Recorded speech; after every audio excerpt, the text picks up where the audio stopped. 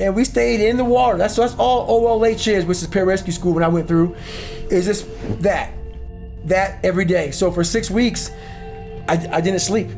I was just terrified of going back to that water, but I didn't want to quit. Because I always quit things in my life. When things got hard, I bounced out. I quit everything, and I wanted to make a stand. And so once I finally got through the ASVAB test, I started feeling more confident. I can read, I can write, I taught myself something.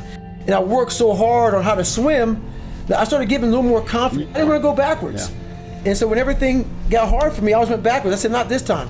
So I wasn't going to quit regardless. So, but what happened was week 6, they pulled us all out, like 25, 30 guys left, and they drew my blood. They found out I had sickle cell. They didn't know. They're like, well, you made it so far. So they pulled me out of training for a week. And they want to do more studies, more tests, see what's going on. They did all that stuff. I stayed out for a week, and I got real comfortable.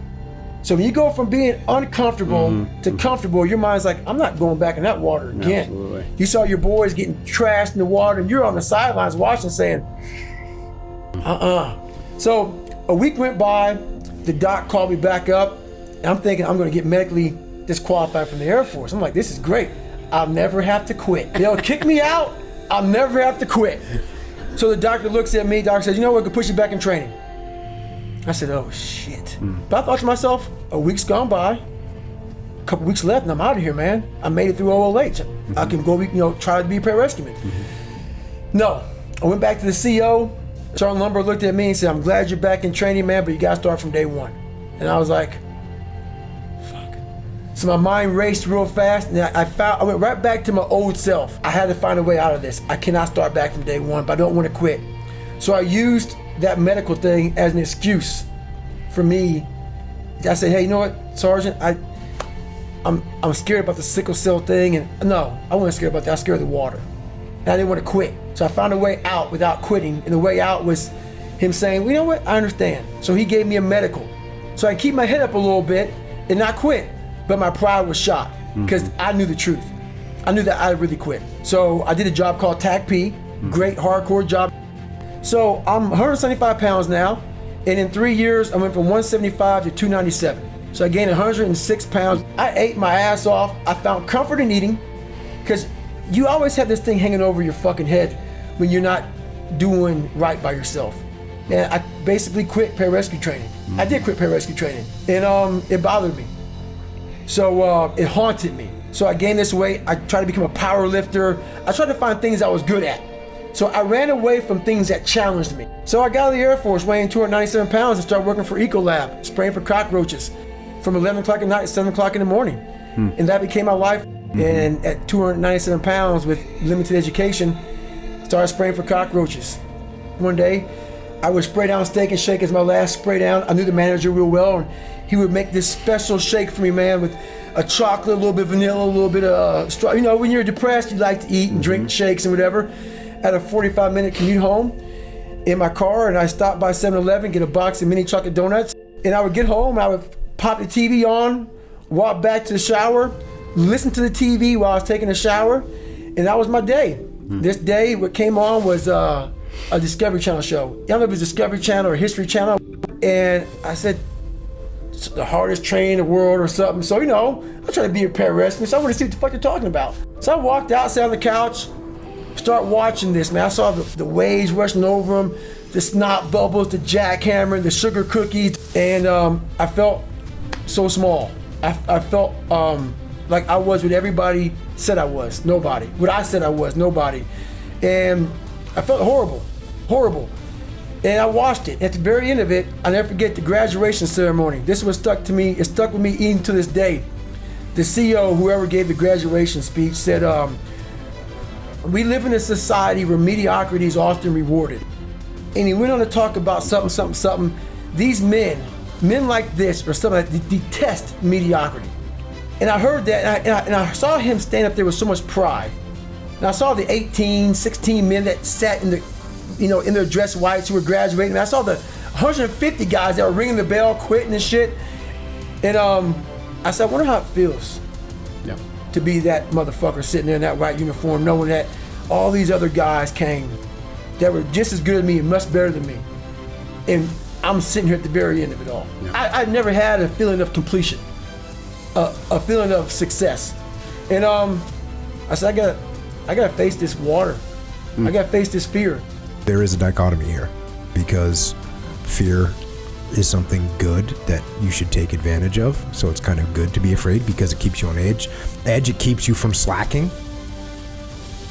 It keeps you preparing as much as you possibly can, and all that stuff is good. But at the same time, yes, if you go too far to the other end of the spectrum, fear gets a hold of you and you can't overcome it. So you freeze or you cower or you run away, and none of those are good reactions.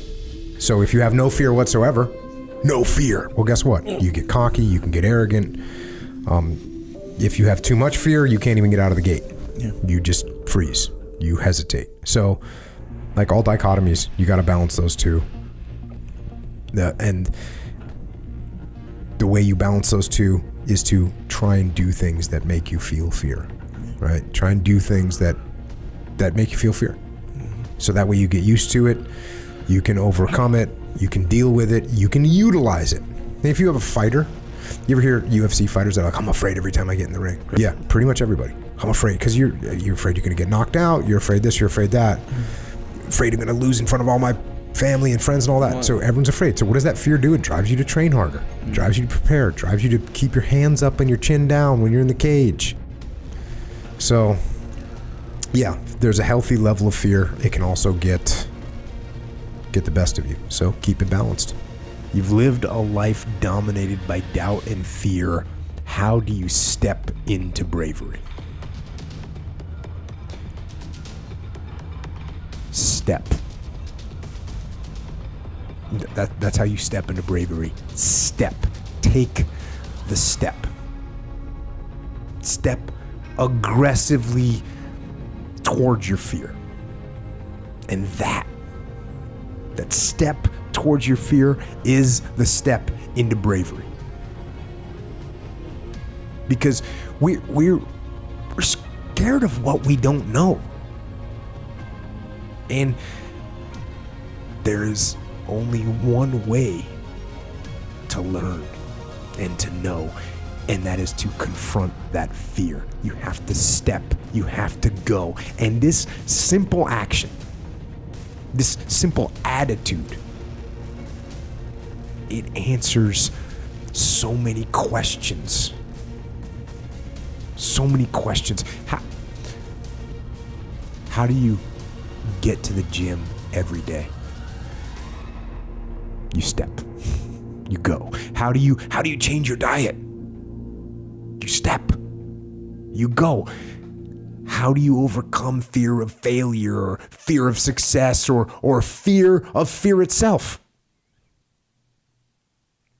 You step. And how do you face the fear of the unknown? You step. Don't wait anymore. Don't think anymore. Don't plan anymore. Don't contemplate anymore. Don't make any more excuses or justifications.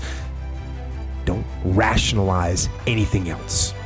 No, no, and no. Instead, be aggressive. Take action now. And what is the first action that you need to take? What's the first step you need to take?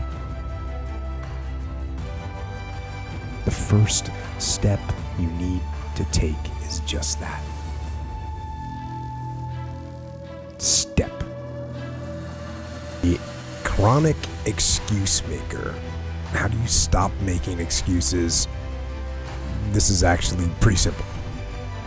And I said it the other day, and you have to realize, you have to know, you have to accept that all your excuses are lies. They are lies, all of them. So recognize